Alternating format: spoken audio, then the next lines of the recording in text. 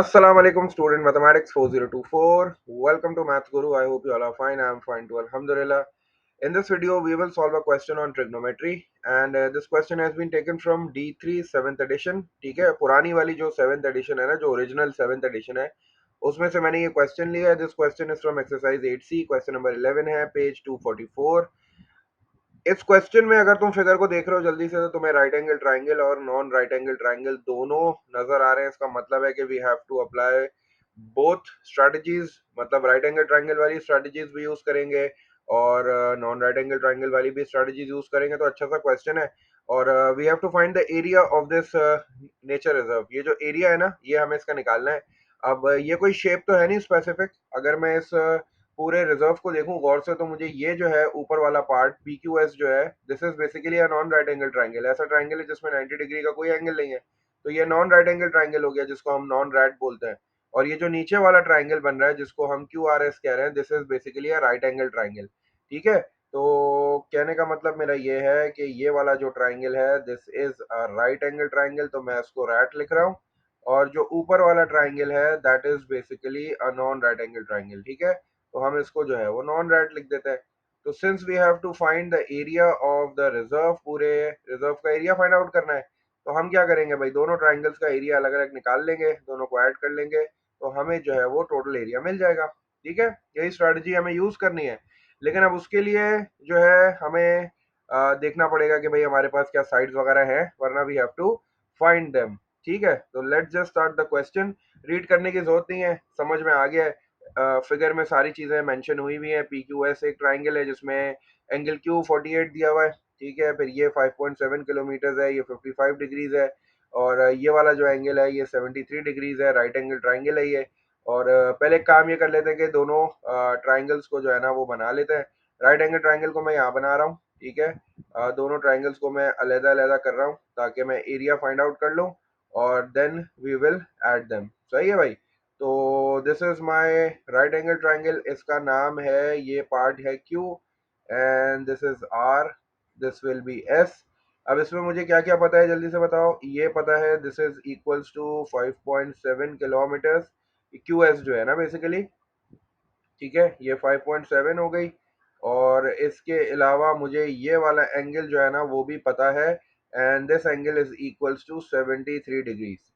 ठीक है, तो हाँ 73 डिग्रीज है, तो ये मैंने यहाँ 73 लिख लिया. सही है भाई, आई होप ये क्लियर है. अच्छा, अब करना क्या है, मुझे एरिया निकालना है. एरिया निकालने के लिए मुझे जो है वो हाइट भी चाहिए और मुझे बेस भी चाहिए. क्योंकि ये राइट एंगल ट्राइंगल है तो इसके लिए मैं कौन सा फॉर्मूला यूज करने वाला हूँ. The formula will be half into base into height. ठीक है, तो मैंने फॉर्मूला भी यहाँ लिख देना है जल्दी से. क्योंकि ये राइट एंगल ट्राइंगल है तो एरिया निकालने के लिए I need the base and the height, जो कि दोनों ही मुझे यहाँ पता नहीं है. क्योंकि ये बेस होती है, ये हाइट होती है, तो मुझे नहीं पता. हाँ, लकीली ये है कि राइट एंगल ट्राइंगल है, तो अब मुझे ये सोचना है कि राइट एंगल ट्राइंगल में भाई कौन सी स्ट्रेटजीज यूज होती हैं. Either we can go for Pythagoras theorem. Pythagoras theorem use कर लो या फिर ट्रिग्नोमेट्रिक रेशियोज यूज कर लो. अब यहाँ पाइथागोरस थ्योरम तो यूज नहीं हो सकता क्योंकि आपको सिर्फ एक ही साइड गिवन है, तो हम लोग ट्रिग्नोमेट्रिक रेशियोज यूज करके जल्दी से बेस और हाइट निकाल लेते हैं. ठीक है, पहले एक काम करते हैं, बेस जो है वो निकालने की कोशिश करते हैं. बेस निकालने के लिए मैं क्या करूंगा, यही मेरा ट्राइंगल होगा. ठीक है, अच्छा अब मैं जो है इसको लेबल कर दूं. एंगल के सामने वाली साइड कौन सी हो जाती है, ऑपोजिट हो जाती है, तो ये ओ हो गई. और 90 डिग्री के सामने वाली साइड क्या हो जाती है, हाइपोटेन्यूज. ये मेरा 90 डिग्री है, तो this will be my hypotenuse. और ये वाली जो साइड बचेगी ये बच जाएगी एडजेसेंट. ऐसे ही है ना भाई. तो अब since I need to find out base, मुझे बेस चाहिए, तो बेस बेसिकली मेरी ऑपोजिट है और गिवन है मुझे हाइपोटेन्यूज. तो ऑपोजिट और हाइपोटेन्यूज का रेशियो क्या होता है, साइन, SOH होता है. ठीक है ना, तो यहाँ मैं साइन यूज कर लेता हूँ जल्दी से.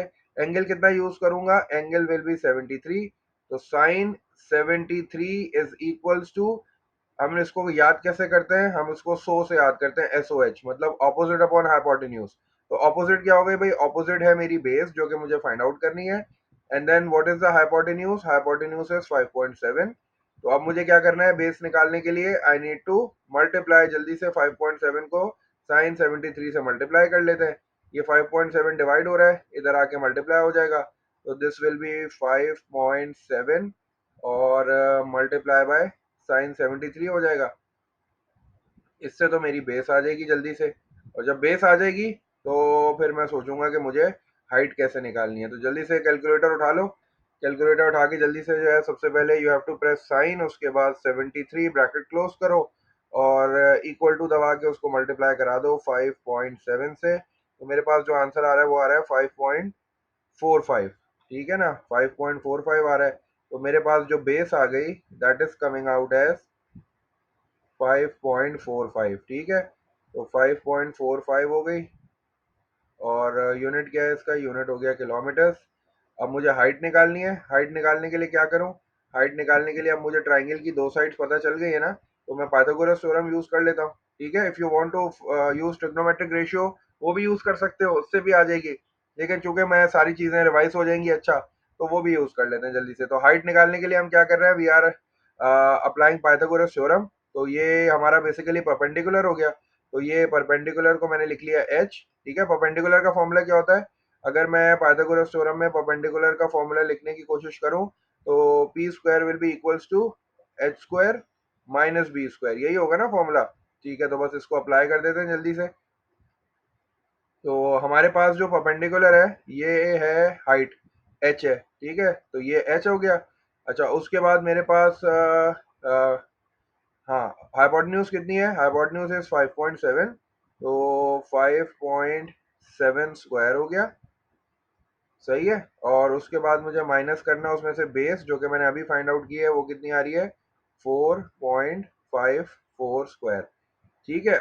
अच्छा, अब जल्दी से जो है वो कैलकुलेटर यूज कर लेता हूँ, और ये यहाँ से जो है ना वो स्क्वायरिंग ऑन बोथ साइड्स भी कर लूंगा। यहाँ भी स्क्वायर रूट आ जाएगा और यहाँ भी जो है वो मेरे पास स्क्वायर रूट आ जाएगा। ये वाले स्क्वायर से जो है वो ये वाला रूट कैंसिल आउट हो जाएगा। अब कैलकुलेटर का काम है बस जल्दी जल्दी कैलकुलेटर का काम करते हैं और हाइट निकाल लेते हैं। क्या करना है मुझे, स्क्वायर रूट, स्क्वायर रूट के अंदर 5.7 स्क्वायर और माइनस 5.45 स्क्वायर। ठीक है, इक्वल्स टू प्रेस किया तो मेरी जो हाइट आ रही है ये आ रही है 1.67। सही है भाई, तो ये हाइट जो है मेरे पास आ गई 1.67। अब जल्दी से बेस भी आ गई, हाइट भी आ गई, एरिया निकाल लेता हूँ। ठीक है, ये भी जो है वो किलोमीटर्स में। ठीक है भाई, अब एरिया की बारी आ गई है भाई, एरिया को यही निकाल लेता हूँ। तो ये हो गया हाफ। ठीक है, और बेस कितनी थी, बेस इज 5.45, 5.45 मेरी बेस हो गई, और multiply by what is the height, height is 1.67, ये इसके आगे मैंने 1.67 लिख दिया। और अब जल्दी से अगेन कैलकुलेटर यूज करो और एरिया फाइंड कर लो। ठीक है, एरिया कितना आ रहा है, पहले मैं काम करता हूँ 5.45 को मल्टीप्लाई करा देता हूँ 1.67 से, और जो भी आंसर आएगा उसको मैं डिवाइड करा दूंगा 2 से, तो मेरे पास आ रहा है 4.55। ठीक है, तो 4.55 is the area of this triangle. तो एरिया यहाँ लिख लेता हूँ, छोटे वाले ट्राइंगल का एरिया आ गया मेरे पास। तो ये एरिया आ गया मेरे पास 4.55। सही है भाई, एक तो मैंने ट्राइंगल फाइंड आउट कर लिया है, एक का एरिया आ गया है। अब दूसरा ट्राइंगल जो है उसमें भी देखता हूँ कि क्या मैं एरिया फाइंड आउट कर सकता हूँ। ये हो गया 4.55 किलोमीटर स्क्वायर। ठीक है, बॉक्स बना देता हूँ ताकि याद रहे कि भाई ये जो है ना मुझे यूज करना है आगे। चलो भाई, एक तो हो गया ट्राइंगल। अब दूसरे ट्राइंगल की बारी है। दूसरा ट्राइंगल जो है वो हमारे पास है नॉन राइट एंगल ट्राइंगल, उसको भी ड्रॉ कर लेते हैं जल्दी से। Non right angle triangle draw कर लेते हैं। तो ये मेरे पास हो गया पी, और this one is Q, this is S. ठीक है, ये वाला एंगल मुझे दिया हुआ है 55 डिग्रीज। सही है, तो मैंने यहाँ पे 55 लिख लिया।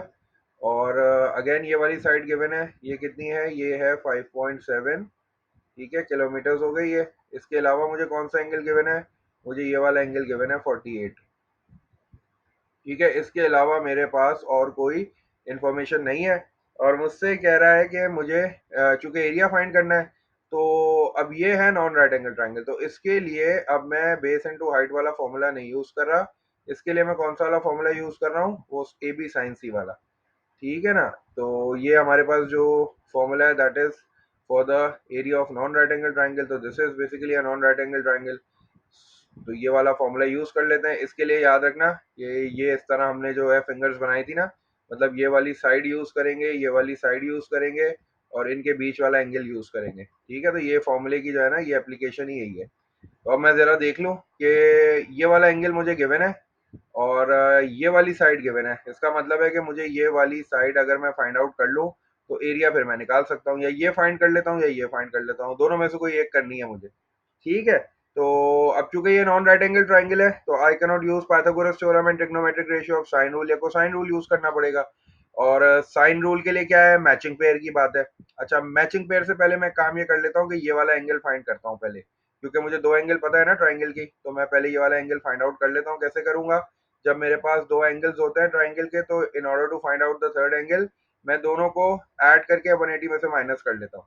तो मैंने 48 एंड देन दिस इज 55, दोनों को मैंने ऐड कर दिया, और ऐड करने के बाद मैं इसको 180 में से माइनस करूंगा, तो मेरे पास थर्ड एंगल आ जाएगा 48 प्लस 55, आंसर इज 103। तो 180 माइनस आंसर करूंगा तो आई विल गेट 77। इसका मतलब है कि ये वाला जो एंगल है ना ये आ गया है 77 डिग्रीज। अब जल्दी से जो एंगल आता है ना फिगर पे लिख लो, ताकि हम जो है वो फिगर को देख के आइडिया लगा लें कि हमें साइन रूल यूज करना है या कोसाइन रूल यूज करना है। तो यहाँ चूंकि मैचिंग पेयर आपको नजर आ रहा है, एंगल और साइड आपको नजर आ रही है।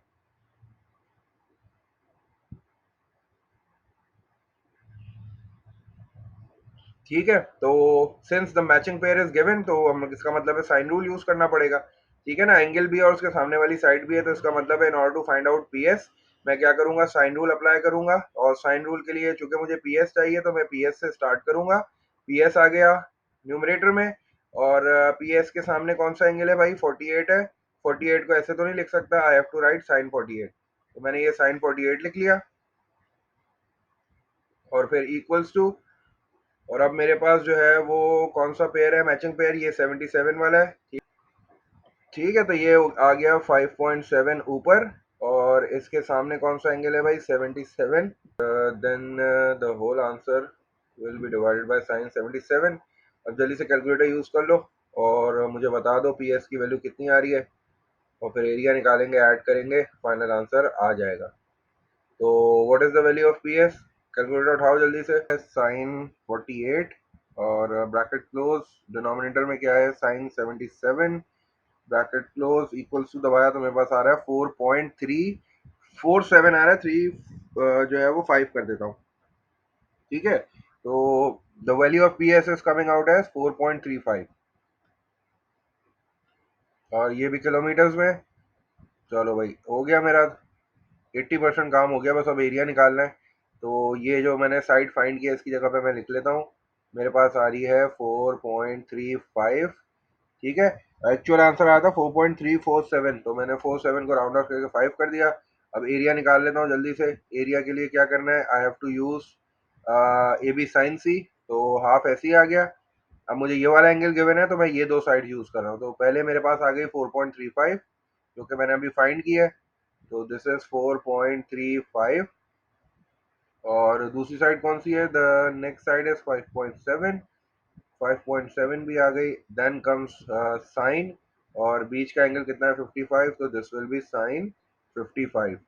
चलो भाई, अब again use your calculators, find out the area of this non right angle triangle, और फिर ऐड कर देंगे दोनों को, we will get the final answer. तो पहले क्या करूं, पहले निकालता हूं साइन 55। ठीक है, तो साइन 55 आ गया, मल्टीप्लाई बाय 5.7 हो गया, फिर मल्टीप्लाई बाय 4.35, और जो भी आंसर है उसको डिवाइड बाय 2 कर दिया, तो दिस इज 10.155 आ रहा है, तो इसको 10.156 कर देता हूँ।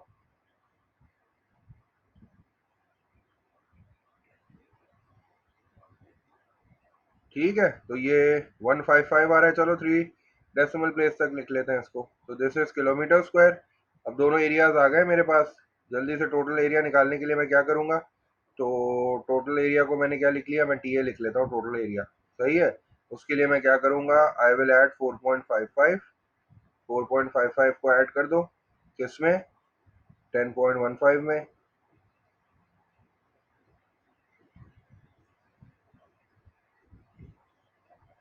और तुम्हारा फाइनल आंसर आ जाएगा बिल्कुल। तो 10.155 प्लस 4.55, ये हो गया तकरीबन 14.7। ठीक है, तो 14.7 एंड किलोमीटर स्क्वायर ना, तो kilometre square is your final answer. तो ये जो पूरा एरिया निकालना था ना, जो एरिया निकालना था इस रिजर्व का, तो this is basically the area of the reserve. Reserve में दो ट्राइंगल्स थे, एक राइट एंगल था, एक नॉन राइट एंगल ट्राइंगल था। तो मैंने क्या किया, दोनों ट्राइंगल्स का एरिया अलग अलग निकाल लिया और फिर मैंने उसको ऐड कर दिया। एरिया निकालने के लिए मुझे कुछ मिसिंग साइड्स भी फाइंड आउट करनी पड़ी। तो for right angle triangle I use trigonometric ratio, क्योंकि पाइथागोरस थ्योरम यूज नहीं कर सकता था। और नॉन राइट एंगल ट्राइंगल के लिए मैंने चूंकि देखा मैचिंग पेयर था, तो आई यूज साइन रूल। और उसके बाद एरिया निकाला, दोनों के डिफरेंट फॉर्मूले यूज किए। राइट एंगल के लिए half into base into height, for non right angle triangle I use half A B sine C. दोनों एरियाज आने के बाद मैंने ऐड कर दिया, तो my final answer is 14.7 kilometre square.